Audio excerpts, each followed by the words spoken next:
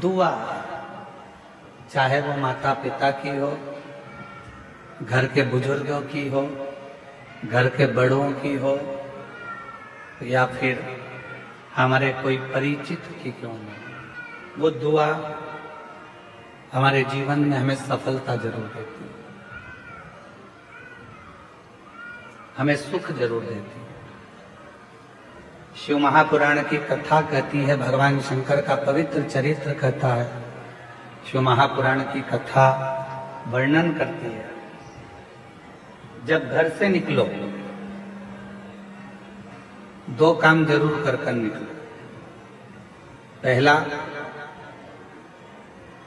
घर में जो भगवान का मंदिर है, घर में जो भगवान का देव स्थान है, देवालय है, शिवालय है, उसको नमन करो, प्रणाम करो, विनय करो।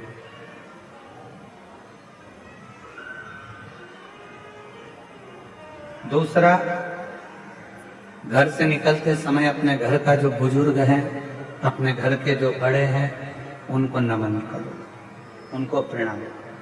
एक परमात्मा का साथ और दूसरा घर के बुजुर्गों का आशीर्वाद जब हमारे साथ चलता है तो निश्चित है उसका फल हमको मिलता जरूर है। कहीं विघ्न में हम पड़ गए हैं, कहीं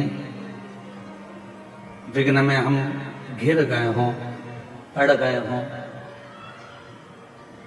तो उस विघ्न से निकलने के लिए घर के बुजुर्गों का आशीर्वाद और महादेव की कृपा, ये दोनों ही हमारे लिए श्रेष्ठता देते हैं। एक होता है तराशना और दूसरा होता है तलाशना।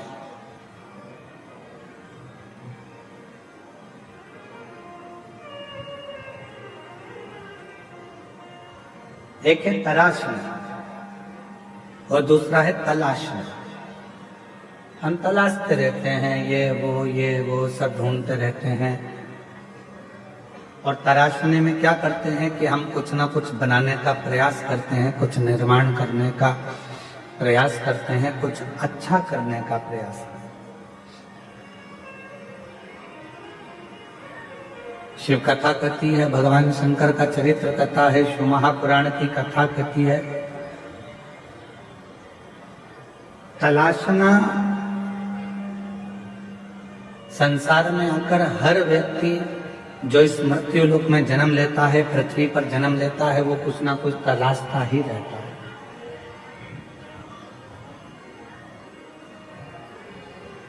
और वो तलाशने के चक्कर में फिर वो कहीं ना कहीं व्यक्ति में भी खोट ढूंढने लगता है।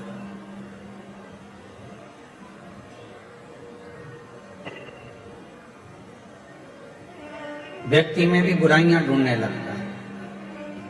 क्यों? क्योंकि वो तलाश रहा है। यदि वो तलाशता नहीं और तराशने का काम करता, खुद को संवारने का, खुद को सुधारने का, खुद को श्रेष्ठ बनाने का कार्य करता, तो दुनिया में फिर कोई उसको बुरा नजर ही नहीं आता। सब श्रेष्ठ दिखते और वो अपनी जिंदगी को भी श्रेष्ठ बना दे, वो अपने जीवन को भी श्रेष्ठ बना।